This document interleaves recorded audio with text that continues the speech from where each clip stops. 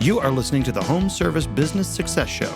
We have been accelerating the path of success for home service companies since 2011. You are a sales and marketing organization in the people business that happens to have a product of fill in the blank. Sales is like a weapon. You can use it to defend and protect, or you can use it to be the aggressor and hurt people. We are in the beginning of what could be considered the blue-collar tsunami. Hey, my friends, welcome back to Home Service Business Success. I'm a host, Kenny Chapman, along with my co-host, Chris Crew. What's up? Oh, so good to see you, man. This is such a blast. I'm so glad we've been talking about doing this for years, and now the universe finally lined up our schedules. And I had done Leadership in a Nutshell, my podcast on my own for quite some time. And I like playing in the sandbox with you, and I'm grateful that we have the opportunity. Today, ladies and gentlemen, episode 4, we're going to start, we've been talking about marketing. We're talking about your pace, your own, running your own race. Today, it's about top line revenue. Sales solves it. And what does that mean? It solves a lot of stuff. And we just really, there's only so much you can do without making it rain. And, when I first launched the Blue Collar Success Group, it was all focused on sales. And because it was, we're able to help people a lot with now all aspects of the business. But back then it was like, hey, if I can pop sales a little bit for people, you can get a breath. You can kind of, get your legs under you a little bit. And, today, Chris, as we kind of jump in and look at, there's so much power in just doing a few things a little bit differently. We talk about little hinges swinging big doors. A couple of shifts in the sales process, man, that can make mountains move, can it? Yes. And I've said this before, that sales will cover up a multitude of sins in a business. Like, in other words, a lot of things that businesses are doing wrong, if they're really good at selling, they can cover a lot of that stuff up. But in the same token, Kenny, they can hurt a business as well, because when sales aren't there, if that is your, if that's the magic that you hang your hat on, is, hey, we're great at sales, but we're not great at the other things. When sales does take a dip, it can interrupt more than just top line revenue. So being careful. Well, and that's to your point, I've said for years, and I stand by it, like, businesses are ruined when things are good. It just doesn't show up until things slow down. And so on the journey of the podcast here, we're talking about marketing first and getting some leads in the door and operationally how you handle those. And we're going to continue on that. But let's make some assumptions that you are focused on operations and you're ready to kind of drive some sales. And man, what a fun thing when you just get to, do a little bit of training, do a little coaching with some team, and the same thing you had been doing, quote unquote, putting in air quotes, the same thing, minor adjustment, and holy cow, does it change the game. Kenny, on the show today, I'd like to back up a little bit. Why has there been so much resistance to the word sales in our industry? In our space, yeah, that's a great point. What do you do? I'm in pharmaceutical sales. What do you do for a living? I'm in computer software sales. What do you do for a living? I'm in insurance sales. Everybody says, what are you in? And they tell you exactly what they're in. But if anybody ever asked you, our listeners and our consumers of our content, who is it that you are and what is it you do? You would never say, I'm in HVAC sales. I'm in plumbing sales. I'm in electrical sales. You would say, I'm an electrical contractor. I'm a plumbing contractor. I'm an HVAC contractor. I'm not saying today you got to go say that you're in sales, but Kenny, thoughts? Why are we so resistant to sales, the word sales in our industry? Because we weren't we got into this space to be technicians.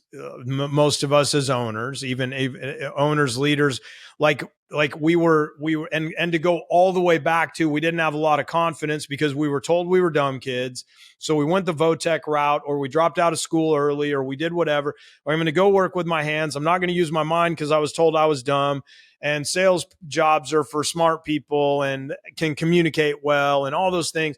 And then fortunately for us, our mentors and the people that taught us, and, you know, I go back to Frank Blau, and I know you've got Patrick Kennedy in your previous, you know, like those people changed the game, and we've been slow to catch up. And to Chris's point, I'm not saying you got to go say, hey, I'm a plumbing sales specialist, but you better know that you are a sales and marketing organization in the people business that happens to have a product of fill in the blank. Sales and marketing company that happens to be in the people business with a product of fill in the blank. That's how the tier goes. I'm sales and marketing.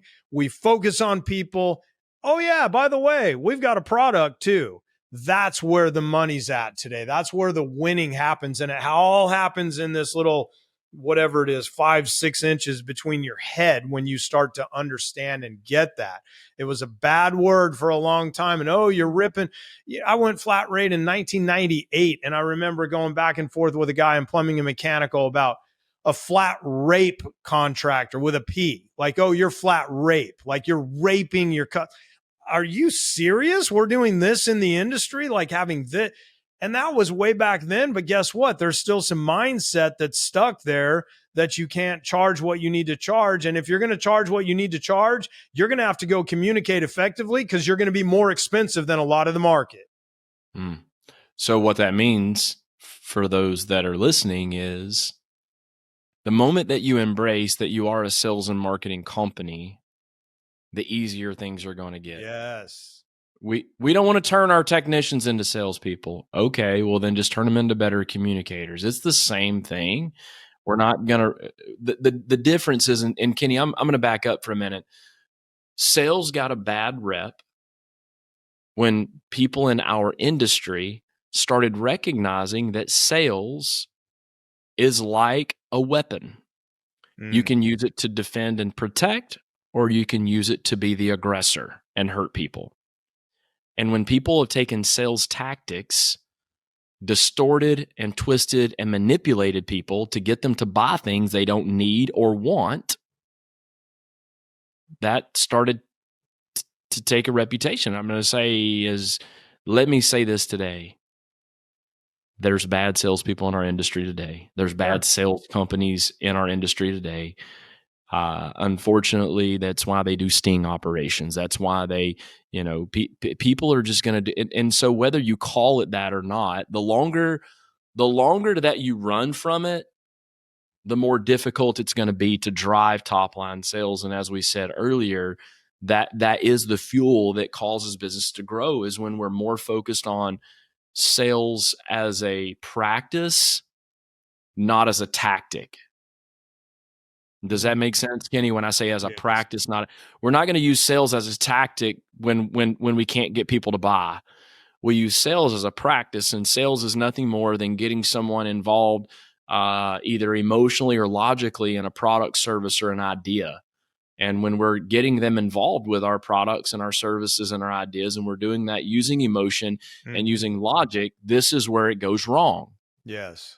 Distorting the truth when it comes to logic, not truly giving them the real facts, or preying on someone, attacking their mental state because they're emotionally not in a good spot. When it's the middle of the summer and someone doesn't have air, you 100% can take advantage of that situation. When someone has, sewage backing up in their bathtub, that's an emotional. When people's lights aren't working, it's emotional. And when people can use and leverage that, now you've got something dangerous on your hands. So it's important to make sure that you draw the line in the sand. And I said this, Kenny, in my company, we are a sales organization. I won't hide behind it. That's who we are. We are a sales and marketing organization. However, if I ever catch anybody selling something that customers don't need, I will fire that ass. And that's exactly how I communicated it to my team. Yes. Because I didn't, it's not like I was beating my chest and bragging, cursing in front of them. I wanted, because I didn't do that often. But I wanted them to understand the severity of that type of action. And I would add to that something that somebody doesn't need or want, because who defines the need? The salesperson or the technician oftentimes defines, well, they don't need that. And customers are begging for the peace of mind, going, I know it's only 3 years old, but there's a better model out with more efficiency and fill in the blanks of whatever product or service.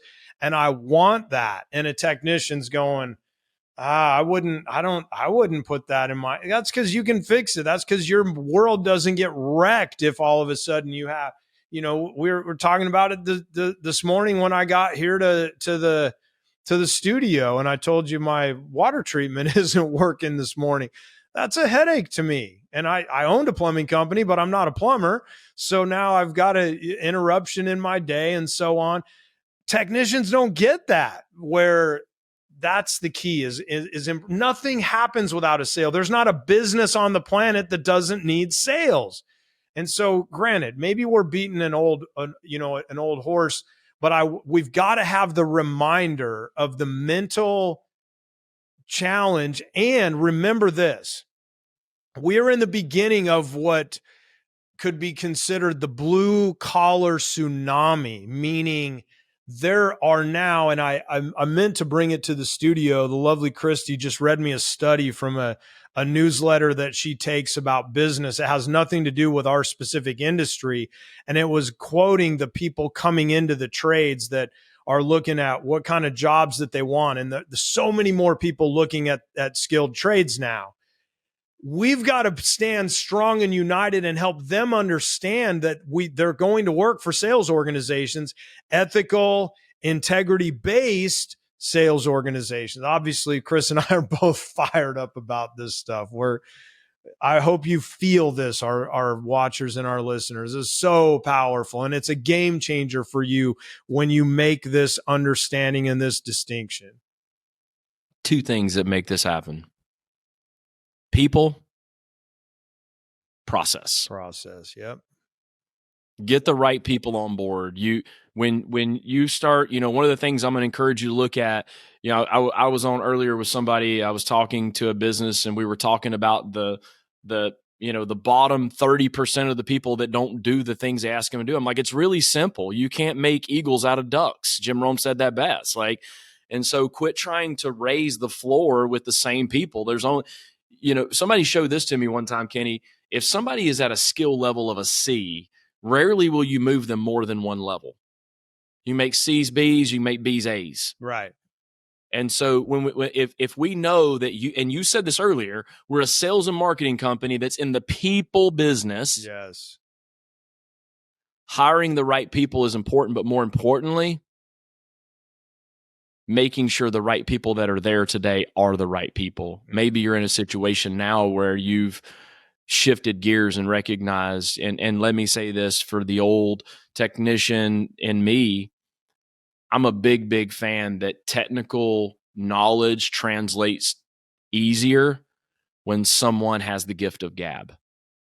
So I would consider myself the gift of gab, never met a stranger, super technical brain, we always make these conversations, and there'd be nobody to argue with me on this one right now. I'm the best electrician on this show.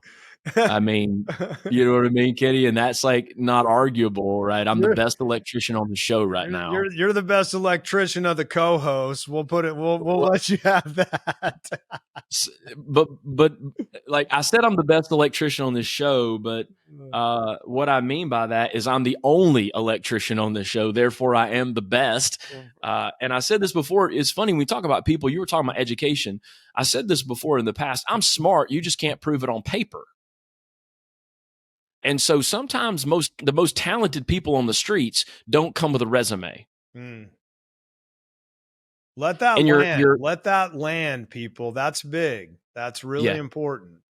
I was a young kid in new construction that the only sales experience that I had was I thought I was going to sell insurance for a little bit and realized selling insurance to basically buy a policy that you're going to die and that's when this thing works.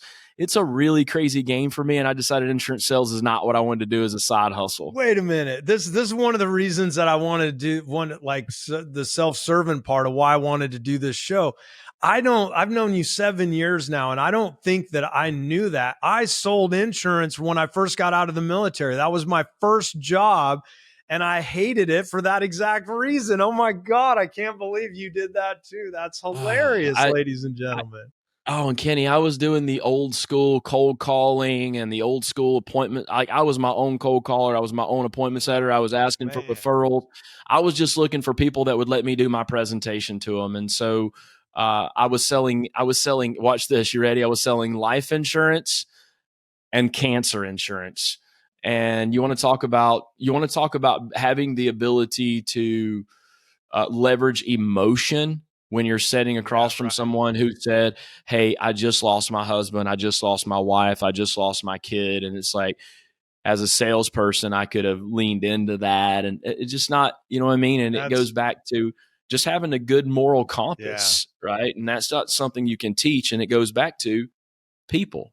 Well, it's interesting you say that, because one of Blue Collar Success Group's fastest growing clients was in multi-level marketing, and they happen to run a business now that is very community driven and very about their team, their brand. They sell merchandise of their brand and different things like that.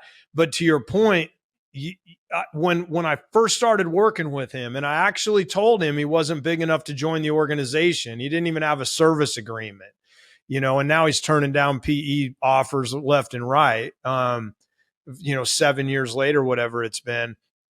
The reason I bring that up is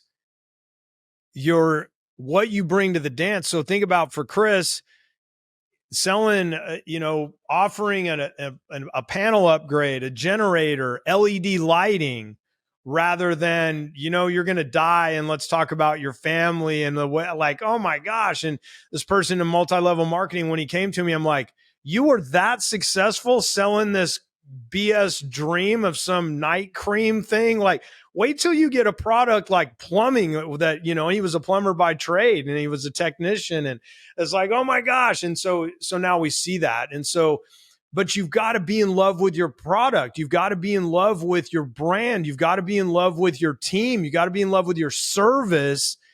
And that's why I can never get behind other things up until that point in my career. Anyway, that not to digress, but you hit me with insurance. That triggered me today. Oh my God, that's hilarious. Well, where we were going with that was, like, I had no sales experience. And so sales, when you look at your people and you look at your team, do you have people that have genuine concern for the well-being of other people? Like that's kind of, for me, where it starts. Yes. Is, do these people really care about other people? Like, because if they do, they're going to communicate in such a genuine fashion that it won't feel like sales. Right. So evaluate your people. You've got other people that are like, hey, I'm good at sales and I'm good at communicating. I got the gift of gab. Everybody's going to have their own different version of how they sell. And so that goes back to, the team is important, the people is important, but then the process. Yeah. And when we spend a little bit of time on the process in top line revenue starts on the phone. It starts with how you answer the phone. Do you have a process exactly scripted out? Here's what we teach and train when we hire new people. Here's what we use for ongoing training. Here's how we overcome objections on the phone. Then we move into dispatching. Here's our process of how we dispatch. Then we move into, say, service calls. Here's the process that we run service calls, scripted out, duplicatable process over and over and over. How we run sales calls. All that's a process. Yes. And if there's a lack of process in the business that you're teaching, it's not that you don't have a sales process. It's that the sales process you have is by default. Yes, you not by have. design. Let that land, my friends, because you have like you definitely all those probably 1,000 ride-alongs I've done in my career over the US, Canada, and Australia. And people would go, I want to bring you in to build a sales process. I'm like, oh, you've got one. It's just it's being executed daily. It's just not getting you a result that you want. And I think, Chris, as you're talking about that though, let's help our listeners and our watchers, depending on the platform they're taking us in today. What about that? Yeah, but don't turn me into a robot. You're talking sales process. Now I'm going to create this army of people that talk like this, and welcome to the Blue Collar Success Group. And this is my script. Come on. There's people in Hollywood that get paid multi-millions of dollars to create films that are reading off of a script that someone else wrote about a character of which they are not. Boom. Let that land, people. Think about that. It's so true. Now, let's talk about that. One of the things I'm a big believer in, and we are here at the Blue Collar Success Group as well, is we provide the service call process and structure. There's some things in the process that say at this standpoint, at this point in the call, this is super important to say it like this, but everything else, you can kind of say it your way. And here's what's funny: when we're teaching classes and we're doing skill practices, and I always tell them, if you're truly learning in this room as you're skill practicing, you're going to scratch stuff out that you've written because you're going to be practicing. You wrote it, and you're going to be like, that don't even sound like something I would say. And the reason why is because when you're writing, you don't write the way you talk. And so when you start reading what you've written, it doesn't come out the same. And this is the refining of the process that your business has. We teach the 12 steps, the ultimate client experience, but here's what we teach. Now you got to make it yours. Yes. Here's the non-negotiables of things you got to say and do during that. And here's kind of the don't do this before this, but if you get this out of a line, it's not that big of a deal. But once again, repeatable, duplicatable process. And this is what creates, and once again, top line revenue solves it all. If you want to really put your business on fast forward, get a repeatable, duplicatable sales process in your business. You're going to find a lot of freedom from that. Oh man. It's so, and we resist it as human nature. And that's where I think the key is authenticity is so important when it comes to this. And as you said that, Chris, we resist skill practice in the industry because you go, well, yeah, that Hollywood actor you're talking about, though, they went to acting school and they did all this and they're paid to be something that they're not. But here's the key. Is your technicians and your who are actually salespeople, whether you like it or not, your tune-up specialists are salespeople, your installers are salespeople. They're all just having different conversations. Your installer that's asking for the review at the end of asking for reviews is a sales process. Like all of this, and like Chris said, it starts on the phone. And it never ends, actually, because now it ends with the review. No, does it end with a happy call? Oh, does it end with the follow-up? Oh, well, it's an ongoing cycle. And when you can make it your own, you think about, when you said Hollywood, it made me think about songwriting. I'm such a big fan of songwriting. And my buddy Nick Nanton's won like 14 Emmys, and he goes to Nashville 3 times a year and writes songs. And he's had several number one hits. Nick is a songwriter. He's never sung a song and had a hit. So what does that mean? He writes one, and then Dierks Bentley picks it up, and Dirk sings about this, his whatever, I'll paraphrase, the 78 Ford that's sitting on the back of the truck drinking some PBRs okay, I didn't write the song. And Nick, hang on, wait, now hold on, Kenny. I feel like you're telling a story that comes straight out of Paulding County. Point of reference for our audience. Paulding County is the town that I'm from. It's a small town, by the way. Big shout out, Paulding County High School. Yeah, alumni. Where my people's at. And it's one of those things that Dierks is singing it as though he wrote it with the emotion behind it. That if it was Nick that wrote the song, Dirks has to pick it up and be able to go, oh, I'm going to add inflection here. I'm going to maybe change this word or this phrase here. That's what we're talking about. We're not creating scripted robots. We're giving a process within the framework. The road, I always said that I don't believe in rules. I don't believe in laws. And yet I wrote a book called The Blue Collar Success Laws now, right? It's like, well, that's crazy. Well, I drive a sports car. I'm professionally trained by the United States military as a driver. I think I should be able to drive faster than everybody else. I just don't believe the normal speed limit applies to me because I'm skilled. And then somebody said, if you took away all the speed limits and all the stoplights, it'd be chaos. And I went, that's actually true. We do need some laws and some rules out there. And that's exactly what we're talking about here is, hey, there's a caution. There's a yellow light. If your client says this, there's a yellow light there. You've got some caution here. Let's go look at, that's what it's about in the ebb and flow. But say that again, Chris, about it's got to be duplicatable. It's got to be repeatable, because then and only then can we mine the data to go, more often than not, when this is done, we get this result. Then and only then can I begin to shift and tweak. And that's where the 12 steps of the ultimate client experience came from, for decades of testing and running in real scenarios and markets all over the US, Canada, and Australia. Here you go. I'm going to drop a couple of little nuggets along the way as we move on this particular episode of the show. TTQ, time to quote. We can now see that. Softwares give us the ability to track time to quote. You show me a salesperson or a technician whose TTQ on average is inside of 30 minutes, and I'll show you a technician who has a low closing rate along with a low average ticket. Now double that down and check two more things. You ready? So TTQ, time to quote. Number 2, number of options. Mm-hmm. And then thirdly, number of line items per call.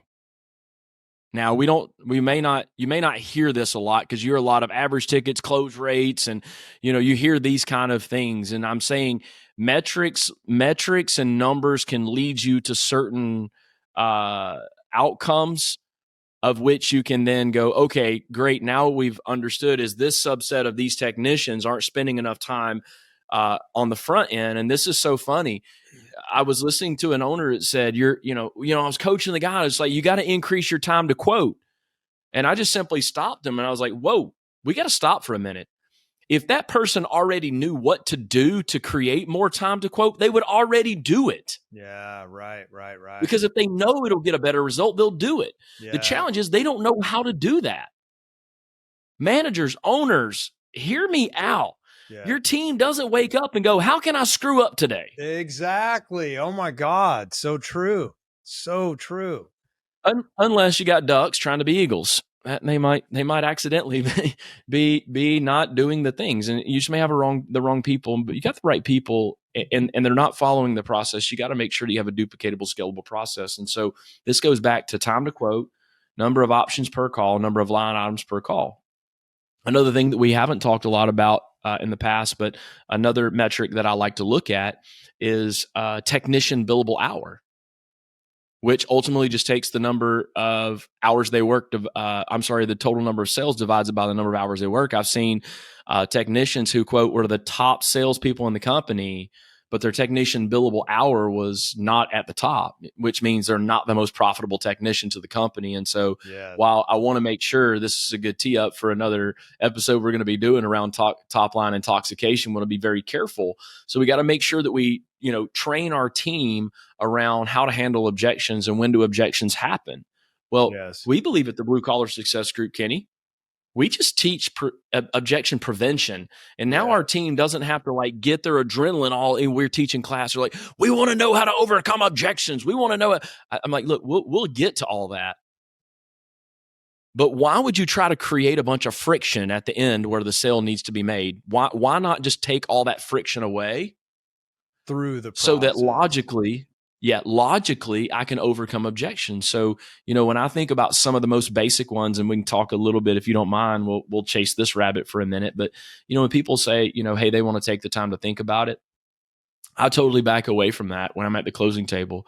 Hey, we want to take some time to think about this. Chris, thank you so much for coming out. Hey, I appreciate you guys having me out. I'm going to start collecting my belongings. I'm going to start just kind of closing everything up. They're taking time to think about it. I'm giving them space. Whew, dodge that bullet, right? Oh, we almost bought from that guy. And then I just simply say, hey, I appreciate you guys taking the time to think about things. But before I leave, I just want to know, what's the follow-up? Are you guys going to be calling me, or am I going to be calling you? Start with that, right? Well, we'll call you. Okay, great. When are you guys thinking? How much time do you guys need to think about it? Oh, we're probably thinking a week. All right, great. So today is Friday. If I haven't heard from you by Friday of next week, would it be okay if I reach out on Monday just to check in and see how things are and where you guys are and what you're thinking about? See if any additional questions have arisen. Oh, yeah, that would be fine. Great. What's the best number? Salespeople, hear me out right now. This is called anchoring. This is called anchoring. And when you can anchor the follow-up, you're going to win every time, right? Because now there's a reason why, and I got an anchor in here. And then I'm going to simply overcome the objection of, oh, Chris, anchoring doesn't work because every time I call my customer, they don't answer the phone. Great. Now let's go ahead and address that right now while we're in the sales. By the way, I wasn't really making fun of people talking like that, but sometimes we hear it because people feel beat up because they try sales tactics, but they don't have the arsenal, all the tools in their toolbox. And so this is the kind of stuff we teach at the Blue Collar Success Group. Now I shift gears and go, great. And Ashley and Aaron, when I give you guys a call on Monday, I don't want this to sound bad, but sometimes people avoid my phone calls, but I'm sure that's not going to be you guys, is it? Boom. People don't argue with their own information. Oh, no, Chris, we'll answer your phone. Fast forward. They can't lie to themselves. They're going to. Exactly. It's powerful, man. Then here's my real quick one. You ready? And so just out of and so I've set all the follow-up. It's all done. It's ready to go. Just out of curiosity, you guys wouldn't take the time to think about something that you weren't seriously considering, would you? Ooh. And they go, well, no. Okay, great. What specifically is it you want to take the time to think about? Because I want to make sure I've covered off on everything for you guys. And guess what I do? Then I ease myself back away from the door. I'm sitting back down at the closing table and I'm continuing the sales process. See, these are the little things that we've got to make sure that our tools are sharp. Yes. Giving your team dull tools of cheesy, sleazy sales tactics of and I'm sorry, I'm coming at you guys right now. Because I'm a big fan of cheesy and sleazy is just not, that's what gave us a bad rep in this industry. From. That's right. Right. The old cliche. So, yeah, exactly. It's I wanted the hardest one though, Kenny, we want to pray about this. That's the most difficult one because I respect that. I have a lot of respect for that. But I won't cover in this episode how that happens, but it's one of the most difficult objections to overcome because we're going to talk about religion at that point. Right. And we're going to stay away from that one. We're going to stay away from that one on the podcast, and we're going to stay away from that one unless you're getting coached specifically on that. And you need to set your own tone within your own business and the congruency that goes with all of this. And I think, one of the things, and we're not going to cover it here other than I want to touch on it quickly, is that remember what your outcome is that you're looking for. What I mean by that is your sales process should be set up in order to drive a specific result. And now in the business that we're in, some people are better communicators than other. Some people are better influencers than other. Therefore, they're the ones that have the high ticket conversations and so on. So now there's this whole, flip program and tech generated leads and all these different types of things. And your pay plan, your process, your scorekeeping, your how you present, how people feel about themselves, the emotional tie. All of this matters. And so you're like, well, hey, we're a replacement organization. Then your tech generated leads better be celebrated just as much as closing a $20,000 deal, because that's where they're coming from. So remember this whole sales process, ladies and gentlemen, it's not just okay, yeah, we've got, our 6 steps and here's what we do. There's a lot that goes into tying it all together to make it congruent and keep it in harmony. Yeah, it at the end of the day, it takes a team. It does. And when we start looking at the team, not everybody's as skilled as others. And so a heavy focus on training. Kenny, I mean, I feel like we could do an entire season on sales and training. And that's the thing, ladies and gentlemen, like we're going to cut here in a minute, and we're going to come back to you next session, and we're going to talk about top line intoxication, because once you start getting really good and you start driving sales, and we know that sales solves a lot of problems, now all of a sudden there's all these different things going on, and different, like I was a really good partier. And so when I was a good partier, I could party with the best of them and keep my hangover at bay, but it was still wrecking my body. And so if you're really good at sales, you can keep a lot of issues at bay, but there's some things that come with that. And we're going to listen to you, our friends. We're in season 1 of home service business success. We're going to listen to you on the topics of where you want to go in future seasons and different things. We've just got episode 1 laid out to get you a feel, to get you a taste. Make sure you make sure you subscribe, make sure if it's on YouTube, wherever you're watching or listening. We just want to continue conversation with you. Chris, anything to add as we wrap up here today? 2 things, maybe 3. So that was actually 4. So I'll stop. No, really. Really, sales is like medicine. If you take it as prescribed, it works. So the sales process, if it's prescribed correctly, you're going to get great results. That's right. The next thing that's important to driving top line sales is making sure that you set targets and goals for your team as they apply to themselves, in using all the goal setting. We're not going to get into goal setting. And then just like a last final thought, Kenny, when we as owners, operators, and managers have a very well streamlined sales process, and we have good salespeople, we can drive revenue. And when we drive revenue, we can solve a lot of challenges in the business, right? When we're driving revenue, we got more money to play with. Yes. And so that allows us to sometimes, what is it, the old saying? If you have a problem, but you can write the check, you don't have a problem. Right? There's no problem here if we're driving revenue. So I just say this in final: stay driven, keep winning, and remember that positive cash flow keeps businesses moving forward. Absolutely. And that's what it's about. So we're going to come back next session. We're going to talk more about top line. We're going to talk about the intoxication of top line. Thanks for being with us, everybody. We want to see you soon. Appreciate y'all. We'll talk soon.